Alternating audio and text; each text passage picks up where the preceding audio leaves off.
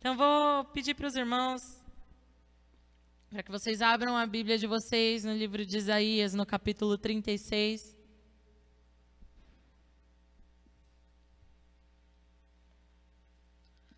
Nós vamos ver uma realidade que estava acontecendo no período em que Israel estava sob o reinado de Ezequias. Não faz muito tempo houve uma pregação falando sobre esse rei Ezequias, Isaías capítulo 36. E essa é a mensagem, essa é uma situação que ele estava vivendo antes de ser curado pelo Senhor. Foi antes dele receber a palavra de que ele ia morrer. Isaías capítulo 36, amém? Verso 18, eu vou ler do verso 18 em diante. Diz assim: essa é a palavra do comandante assírio para alguns homens da corte do rei Ezequias. Não deixem que Ezequias os engane quando diz que o Senhor os livrará. Alguma vez o Deus de qualquer nação livrou sua terra das mãos do rei da Síria? Onde estão os deuses de Amate e de Arpade? Onde estão os deuses de Servaim? Eles livraram Samaria das minhas mãos? Quem dentre todos os deuses dessas nações conseguiu livrar a sua terra? Como então o Senhor poderá livrar Jerusalém das minhas mãos? Então, estamos aqui, o povo de Judá recebe esse comandante assírio, ele chega lá e traz uma mensagem do rei Senaqueribe para aquele povo. Fala: olha,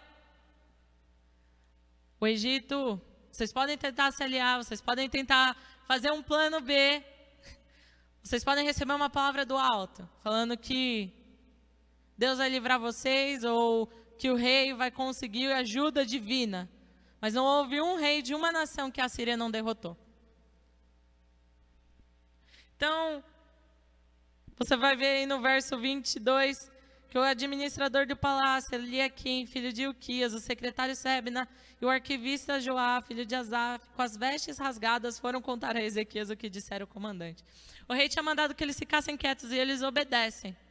Mas as vestes rasgadas mostram o quão contrito o coração deles se encontrava naquele momento. O quão amargurado eles estavam diante daquela situação. E o reino da Síria era um reino forte. Era um exército que chegava, derrubava cidades, levava o povo cativo, destruía tudo, não deixava ninguém com esperança, separava o povo cativo para que eles perdessem a identidade.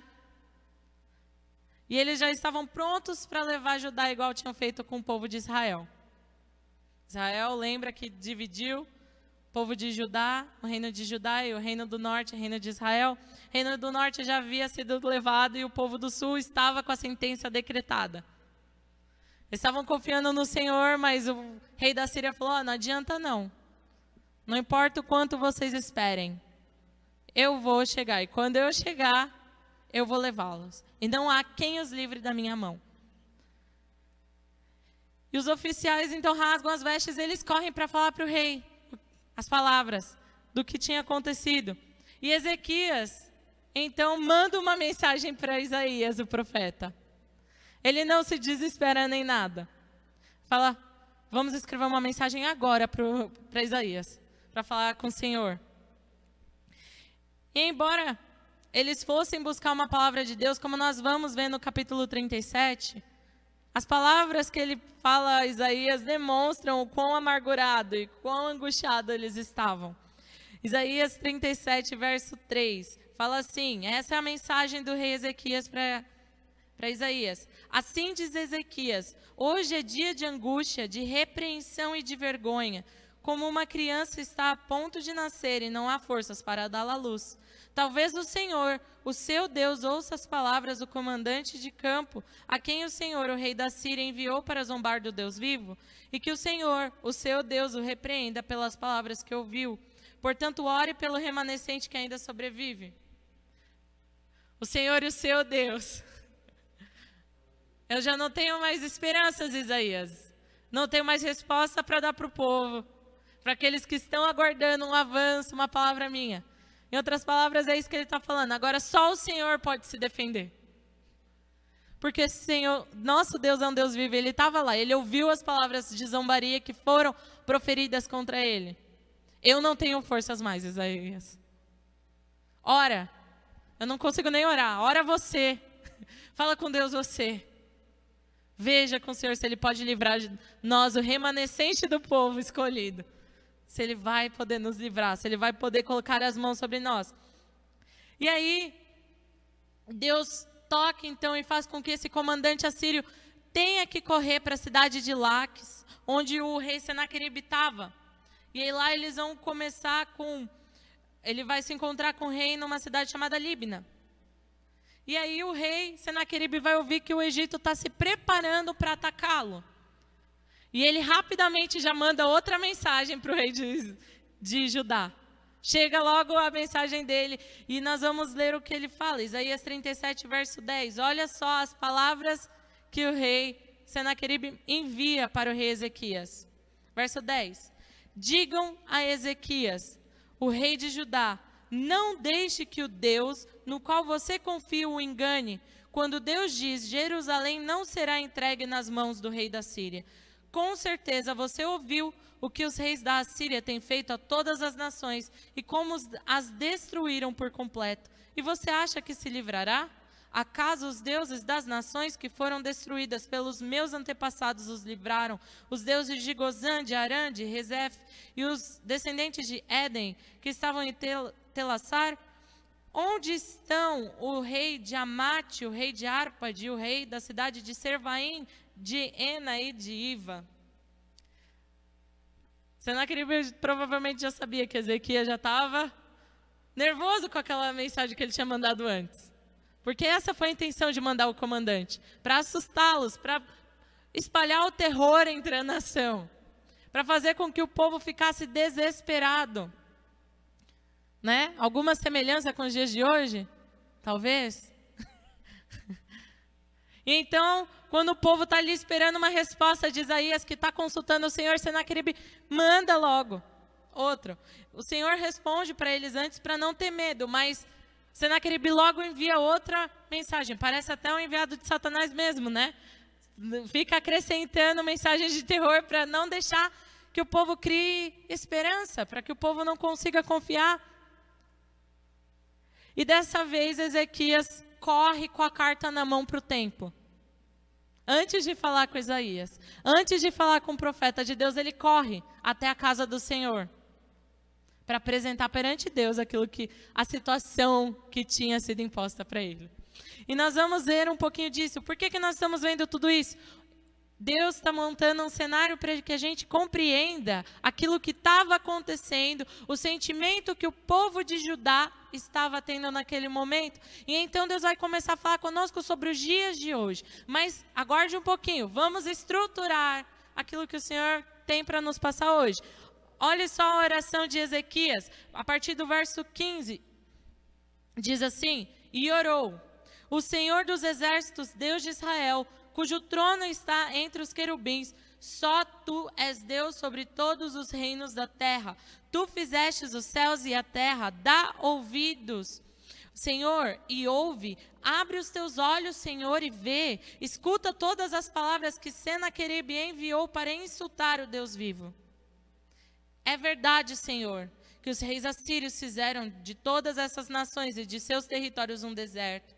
Atiraram os deuses delas no fogo e os destruíram, pois em vez de deuses não passam de madeira e pedras, moldados por mãos humanas.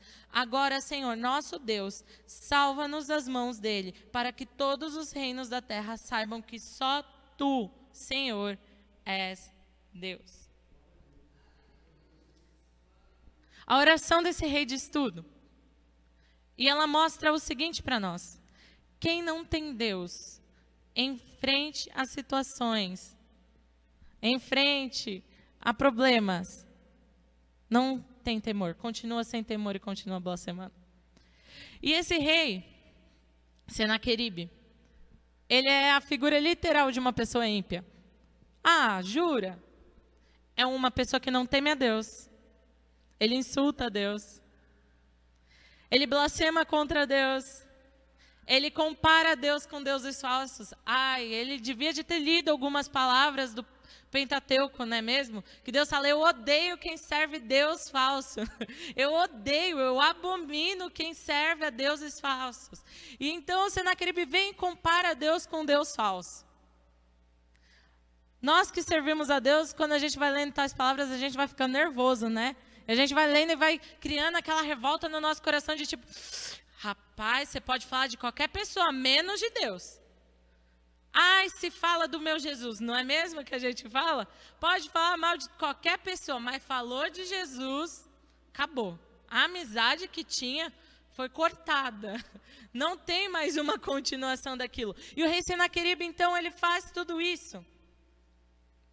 Profere palavras duras. Palavras para causar confusão, discórdia, terror. Ele acha que tem um poder, e porque ele detém um poder, ele não tem que temer a nada. Ora, eu tenho meus soldados, e os meus soldados vão entrar na cidade e destrói, e os deuses daquela cidade, porque Deus, quando a gente fala Deus, é uma figura forte, que detém todo o poder, os deuses das outras cidades, todos acabaram com o mesmo destino. Eu acabei com todos. É isso que Senaqueribe está falando, e olha, o de vocês não vai ser diferente. Porque eu tenho o poder sobre todas as coisas. Eu faço aquilo que me agrada. E não tem quem faça o contrário do que eu quero. Né? Eu sou autossuficiente. E aí ele se coloca acima de Deus. Porque quem pode derrotar Deus, a não ser que seja outro? Não é mesmo? Então Senaqueribe vai se colocando cada vez numa altura mais alta. Quem pode impedi-lo? Quem pode desfazer os seus planos? Diferente dos dias de hoje, diferente de alguns amigos, diferente de alguns chefes, diferente de alguns políticos, diferente de alguns pregadores, diferente de alguns familiares.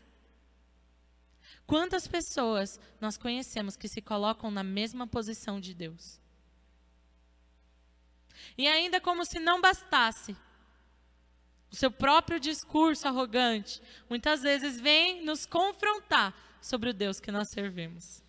Muitas vezes nós estamos quietos, como o reino de Judá estava na sua, né? Estava ali tentando fazer alianças, mas se proteger para caso alguém viesse atacá-los. Ele não estava nem planejando fazer um ataque primeiro na Síria. Muitas vezes nós estamos em casa e essas palavras de afronta chegam até nós.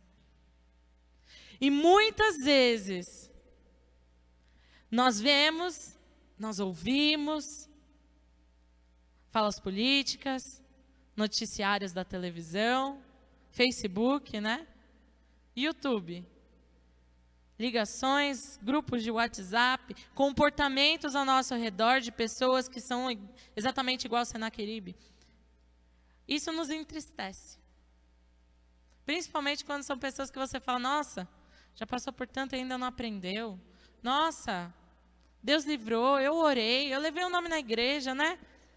Nos traz uma revolta. E até mesmo muitos se questionam. Ué, será que Deus não está vendo isso? Deus não está ouvindo o que essa pessoa está falando? Por que Deus não está reagindo?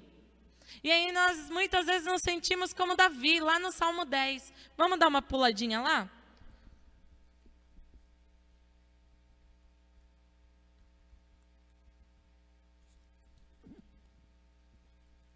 Salmos capítulo 10.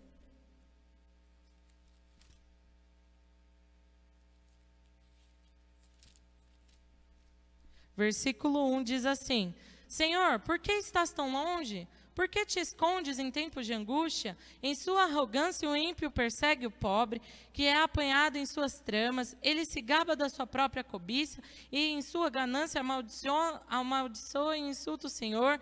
Em sua presunção o ímpio não o busca, não há lugar para Deus em nenhum dos seus planos. Os seus caminhos prosperam sempre, tão acima da sua compreensão estão as suas leis, e ele faz pouco caso de todos os seus adversários. Pensam consigo mesmo, nada me abalará, desgraça alguma me atingirá, nem a mim, nem aos meus descendentes. Muitas vezes a gente se encontra assim diante de Deus. Senhor, Onde o Senhor está? Por que o Senhor não está aqui agora, Deus? Olha o que os nossos inimigos falam contra nós.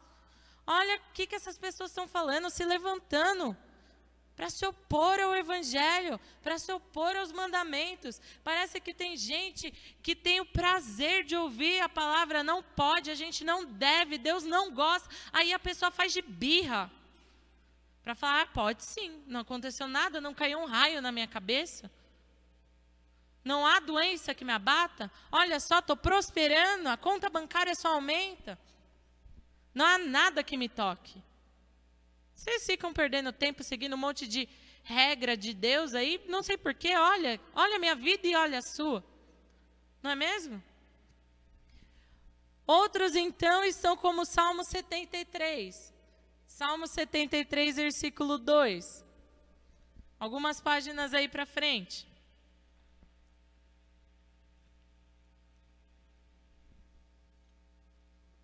Salmos capítulo 73, versículo 2 diz assim: porém, quando vi que tudo ia bem para os orgulhosos e os maus, quase perdi a confiança em Deus, porque fiquei com inveja deles. Os maus não sofrem, eles são fortes e cheios de saúde. Eles não sofrem como os outros sofrem, nem têm as aflições que os outros têm. E aí vai seguindo falando. Tem muito crente da igreja que serve a Deus angustiado assim. Tem muita gente que entra na presença de Deus, não igual a Ezequias, que fala, Senhor, a afronta foi feita contra o teu nome. Não aceito isso não. Tem crente que entra na presença de Deus para se lamentar. Senhor, se eu soubesse que ia ser só isso, Pai.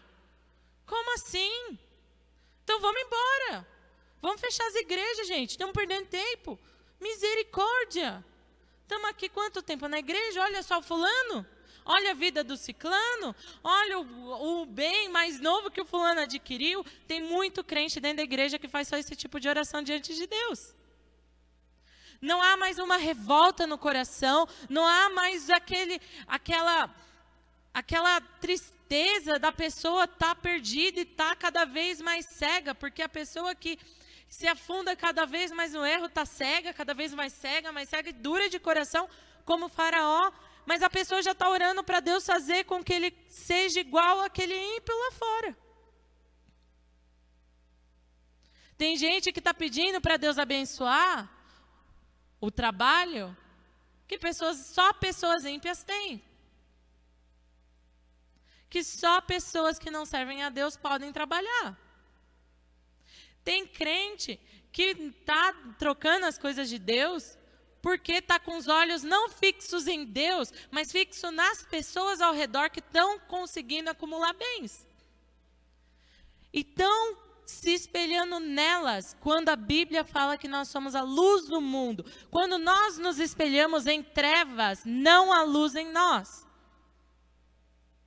Quando nós temos como referência pessoas que não são tementes a Deus, gente, pode ser a Madre Teresa de Calcutá, se não serve a Deus, se ela não professa uma vida que seja 100% o que a palavra de Deus fala, não é um referencial cristão. Muitos em Judá talvez já estivessem falando nas ruas, Ezequias, nós não temos carros fortes, nós não temos soldados, vamos se entregar para a Síria, vamos fazer então um acordo com eles. É a maneira mais fácil. Para que ficar incomodando Isaías? Deixa Isaías para lá. Por que ficar indo no templo? Deus está lá no lugar dele, para que ficar incomodando ele? Deixa ele. Vamos a gente dar um jeito. Ezequias, você devia de estar almejando ser um rei como Senaqueribe. Isaías, você devia de estar... Ezequias, você devia de estar procurando juntar dinheiro para comprar carros de ferro. Você devia de estar atacando cidades menores para ter força, para saquear, para pelo menos, se a gente não tem um exército, comprar alguém que possa lutar nessa guerra. Porque nessa época já tinha isso, de comprar soldados. Os mercenários, a gente paga e eles lutam por nós. Muitos cristãos estão na igreja, estão fazendo tudo, menos sendo um servo de Deus. E por não confiar, por não conhecer, porque está com os olhos no lugar errado, eles são abalados facilmente. Não conseguem ter confiança, não conseguem perseverar, não conseguem apresentar a situação que está vivendo diante do Senhor de uma forma eficaz. Ezequias aqui, ele ora da maneira correta. Ezequias não está pondo na oração uma coisa que vai atrapalhar o agir de Deus, não. Igual muitos de nós fazemos. Às vezes a situação vem, a gente é afrontado, a gente fica tão nervoso, mas tão nervoso, que a gente não consegue nem falar. A gente chega na presença de Deus e fala: Senhor, eu não sei nem o que dizer, Tu sabes. Você acha que Deus não sabia da situação que eles estavam vivendo aqui? Deus sabia, mas era necessário que alguém lembrasse da palavra de Deus, porque na presença de Deus não adianta a gente chegar afobado. Ai Senhor, será que é, será que não é? Eu vou para lá, eu vou para cá, eu vou... Não adianta, gente. Diante de Deus a gente não pode chegar inquieto. Se a gente está inquieto, a gente fala: Senhor, primeiro de tudo, tira a inquietude do meu coração. Senhor, eu estou muito nervoso, essa situação mexeu comigo. Eu estou saindo da ira santa e indo para a ira pecaminosa. Estou perigoso. Senhor, eu não sei a palavra certa. Vai, Espírito Santo, me guiando na minha oração. O Espírito Santo de Deus tem poder para nos auxiliar nesses momentos. Mas o problema é que a gente está tão afobado, tão inquieto, tão... Preciso resolver isso para hoje, que a gente faz qualquer oração. Aí Deus responde aquela oração qualquer que você fez. Aí você não fica contente e fala: poxa Deus, esse é o livramento?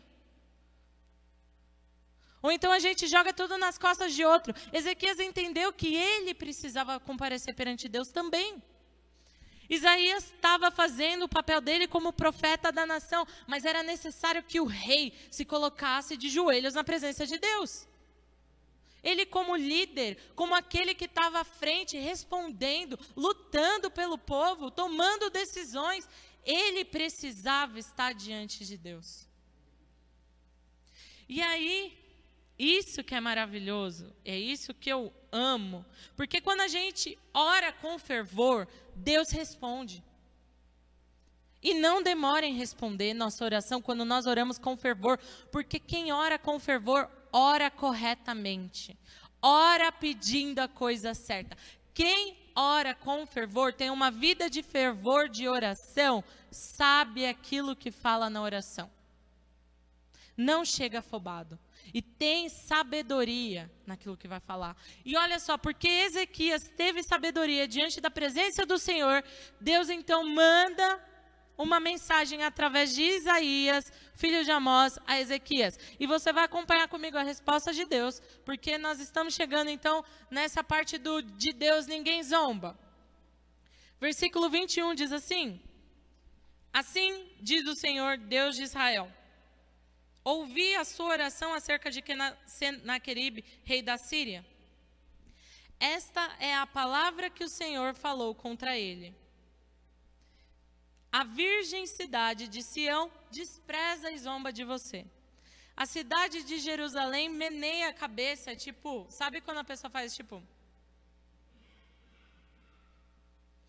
Assim, é assim que o profeta está falando. A cidade de Jerusalém meneia a cabeça enquanto você foge.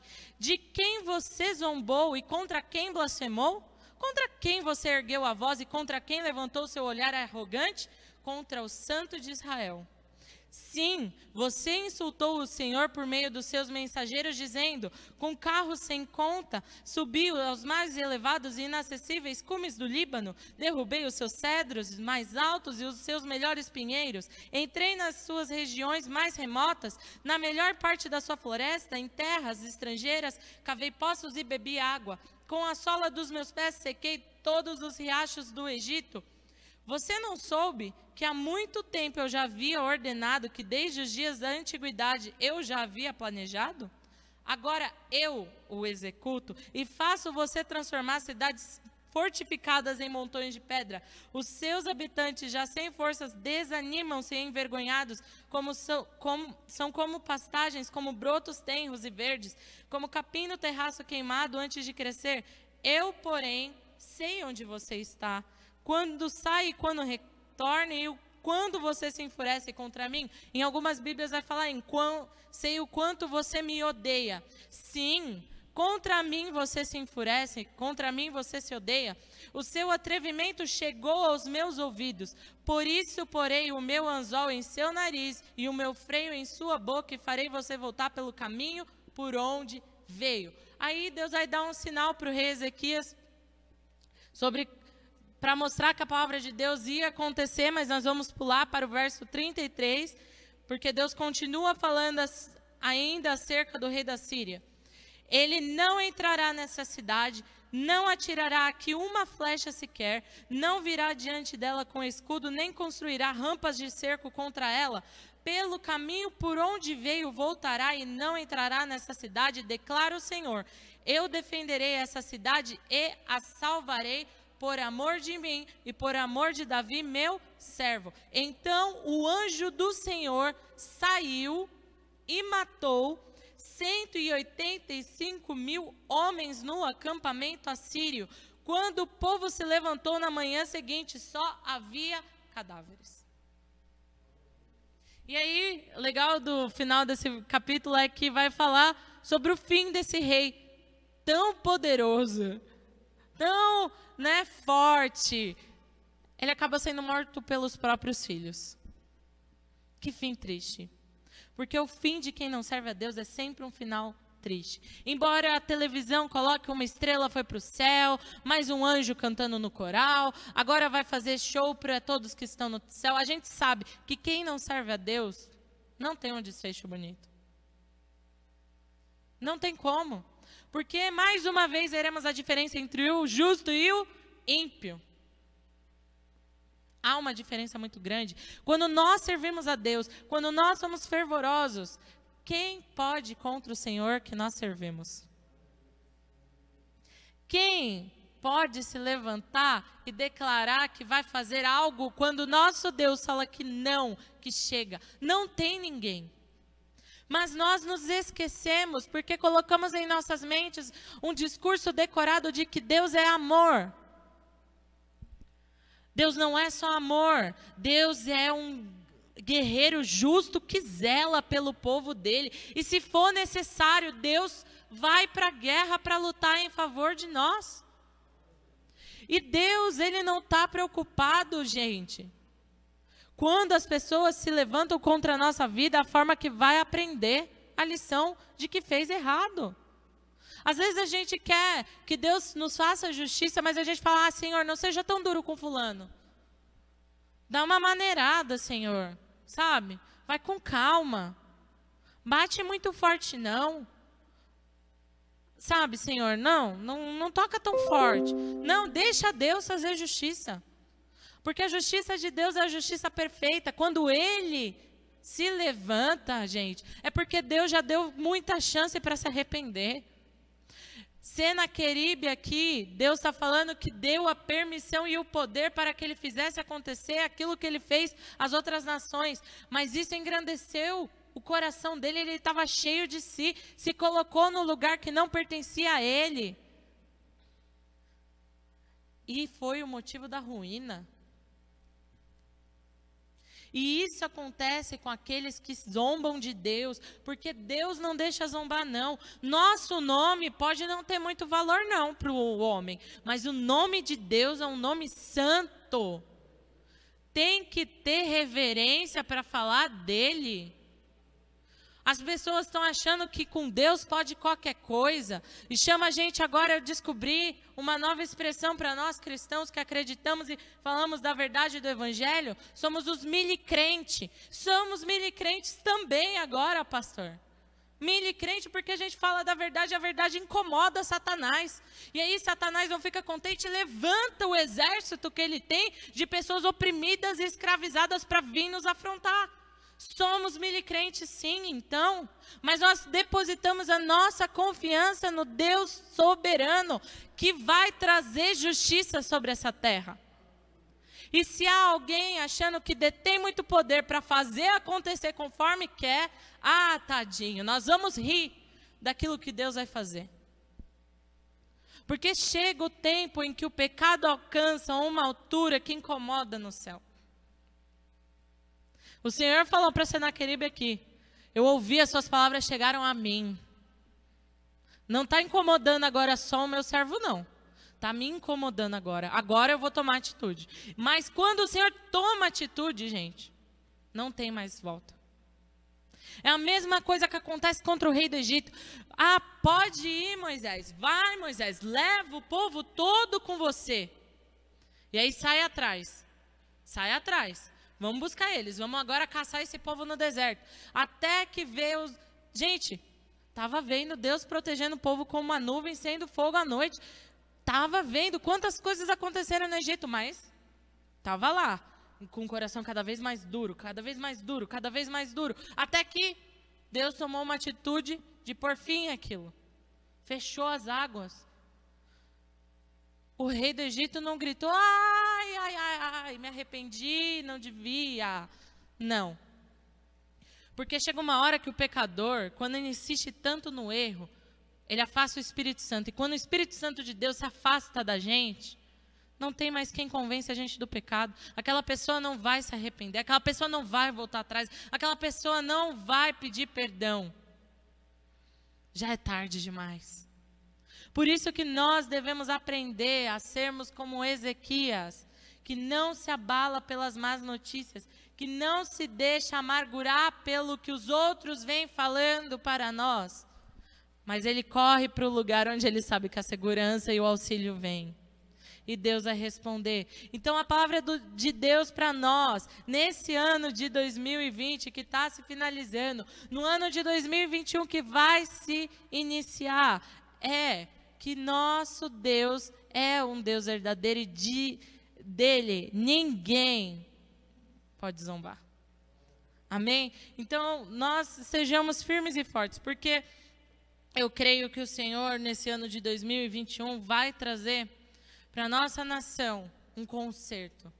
Para que as pessoas venham ver, nesse ano que vai começar, que Deus não se brinca. Quantas piadas foram feitas com o nome de Deus, no meio desse momento de sofrimento que nós passamos para o nosso país, a pandemia, pessoas ainda assim zombando de Deus, pessoas tirando o sarro de Deus. Ninguém se arrependeu do carnaval que fez, onde Jesus foi escarnecido. Ninguém saiu para pedir perdão, ninguém reconheceu, ninguém assumiu que fez errado quando fizeram um filme de Jesus colocando ele como transexual. Ninguém se arrependeu, ninguém pediu perdão. Mas esses pecados não estão só ficando aqui para a igreja ficar indignada, não. Deus vai trazer a resposta para isso, porque isso está chegando até os ouvidos dele. Então, que venhamos ter sabedoria em nossa oração. A misericórdia a gente pede para aqueles que estão em casa.